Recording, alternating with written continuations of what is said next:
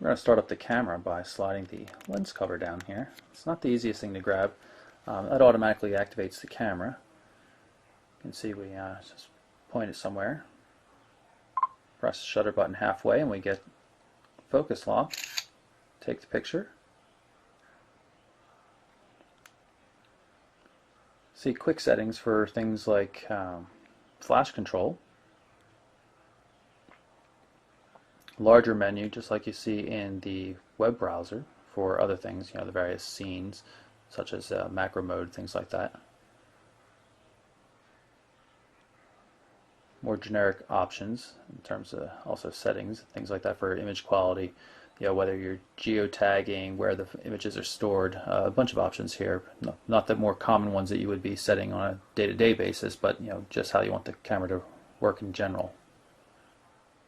As a 3G device, there is a forward-facing camera called the secondary camera, and you can see me in the video camera right there.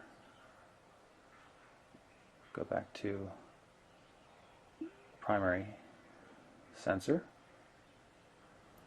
We're going to bring up the options menu here so we can activate the video mode. Shoots in NHD format, just like the screen. Easy to turn the light on and off just by tapping on it. Normal controls like the camera mode as well. Press the shutter button, start recording. Hear the little beep, so we're going to pan around a bit so you can see that we're recording video. Hit stop here or press the shutter button, and we should be able to play it back just to see what it looks like.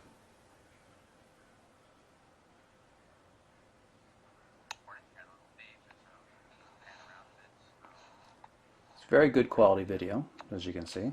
Very smooth panning. I'm going to jump into the main menu here just so you can see what that looks like. S65th edition, just like on the 5800, so scrolling around the main menu is a little strange because instead of grabbing the canvas and moving it, you're grabbing a cursor and dragging it. A little counterintuitive at first. You get used to it after a while, though. You can see there's a lot of preloaded applications. These are some of the widgets that have full applications with them. Spore, the game. AccuWeather right there. FM transmitter, so you can transmit your music from the device to a nearby FM radio, which is pretty cool.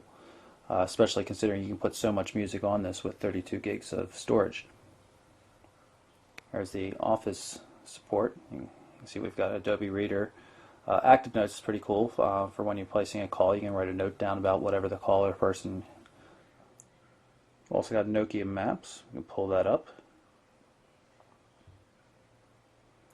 GPS takes a while to pick up a signal in general, though.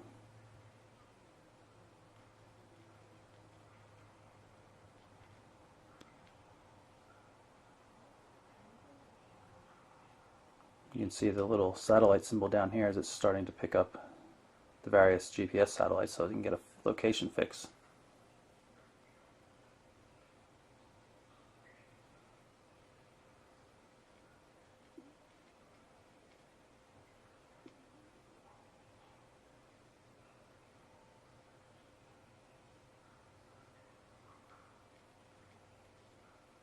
And there we are up in the Pocono Mountains.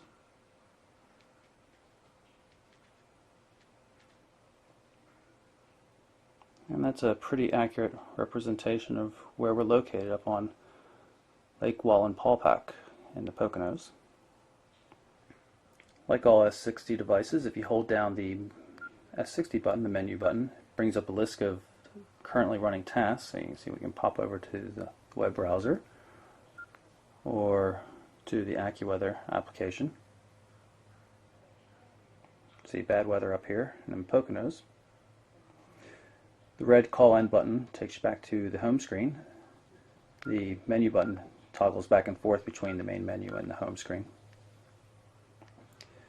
Keypad for dialing, that little soft key down the bottom. You can also dial with the full QWERTY keyboard, of course. You can see we have these 4 contacts up here. I'm going to show you how that works. I'm going to go to the full contact list here.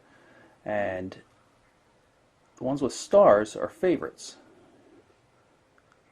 So they come Anybody marked as a favorite in your contact list immediately gets put to the top of the list. And then everything from that point forward goes back to alphabetical order. You can define more favorites. I've got 4 done now, but you can see we could, for example, remove this music widget and add more favorite contacts instead. Favorite contacts 2.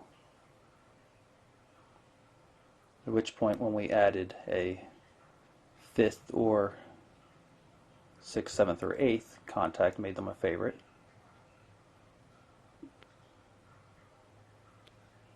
They'll now show up down there. You can see Bob Smith showing up.